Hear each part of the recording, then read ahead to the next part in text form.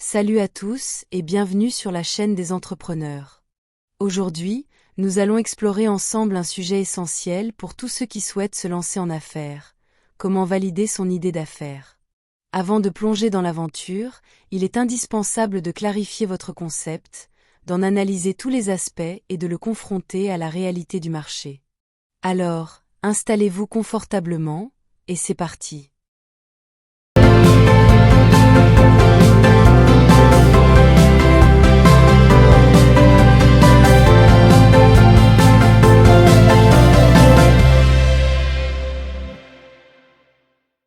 Partie 1. Définir précisément son idée. Pour commencer, il faut poser les bases de votre projet en répondant à quelques questions fondamentales. En effet, cela vous permettra d'avoir une vision claire de ce que vous voulez créer. 1. Que voulez-vous vendre? Tout d'abord, identifiez le produit ou le service que vous souhaitez proposer. Par exemple, vous pourriez dire: je veux vendre des gourdes en acier inoxydable personnalisables.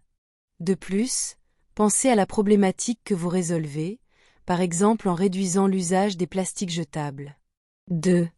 Quel est le caractère novateur de votre produit? Ensuite, il est important de mettre en avant l'aspect unique de votre offre. Demandez-vous: qu'est-ce qui rend mon produit différent? Par exemple, votre gourde pourrait intégrer un design modulable ou un système de filtration innovant. Ainsi, vous montrez en quoi votre produit apporte une réelle valeur ajoutée. 3. Quels sont les points forts et les points faibles de votre produit? Par ailleurs, il est essentiel de réaliser une analyse objective, semblable à une matrice SWOT: force, faiblesse, opportunité et menace. D'un côté, notez les points forts tels que la qualité des matériaux et l'innovation du design. De l'autre, identifiez les points faibles, comme un coût de production potentiellement élevé ou la nécessité de sensibiliser le public. En outre, envisagez comment transformer ces faiblesses en opportunités. 4. À qui voulez-vous vendre? En outre, définissez précisément votre cible. Pensez à la personne idéale qui pourrait bénéficier de votre produit. Par exemple, vous pourriez viser les jeunes urbains soucieux de l'environnement et les sportifs.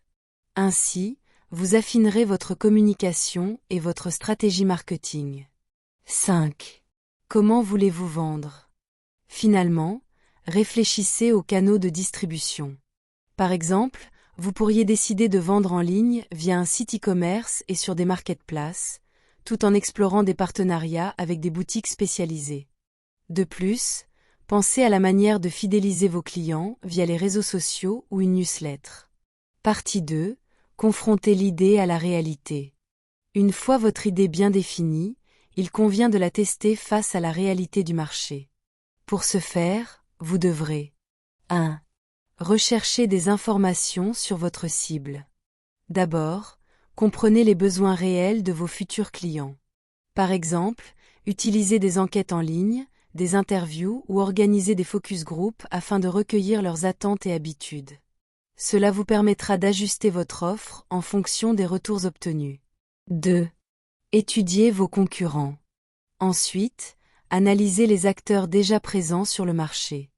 Demandez-vous: quels produits similaires existent déjà et quelles sont leurs forces et leurs faiblesses. Ainsi, vous pourrez vous positionner de manière stratégique en comblant les lacunes de vos concurrents. 3. Recueillir l'avis des spécialistes et des experts. Par ailleurs, n'hésitez pas à solliciter des conseils extérieurs en participant à des événements, des meetups ou en consultant des mentors.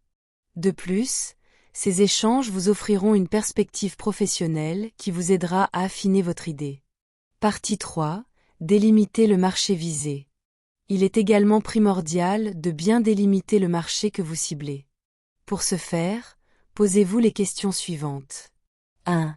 Quelle est la nature du marché visé?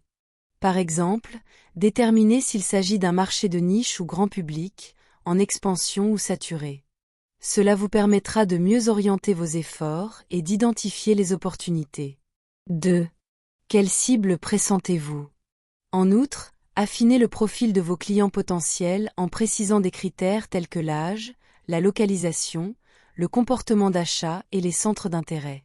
Grâce à ces informations, vous pourrez élaborer une stratégie marketing ciblée et efficace.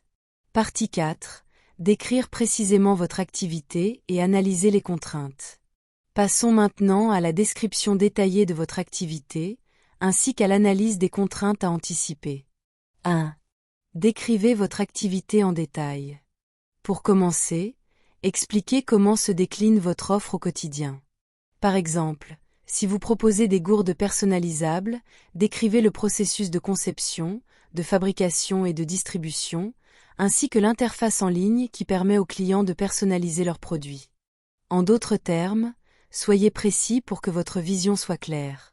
2. Analysez les contraintes de votre projet. Ensuite, identifiez les défis potentiels.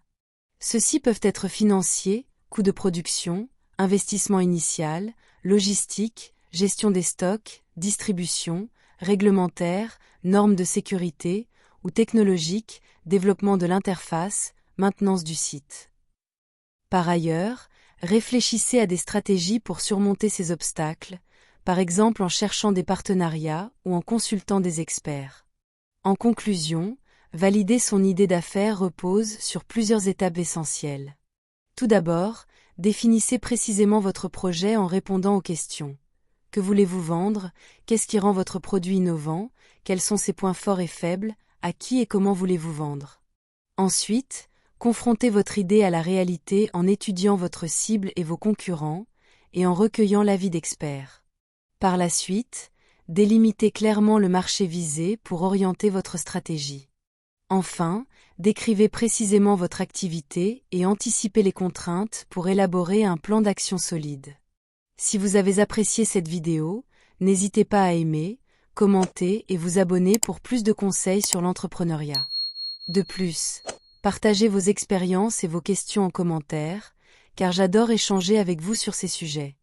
Merci d'avoir regardé, et à très bientôt pour de nouvelles astuces pour booster vos projets entrepreneuriaux.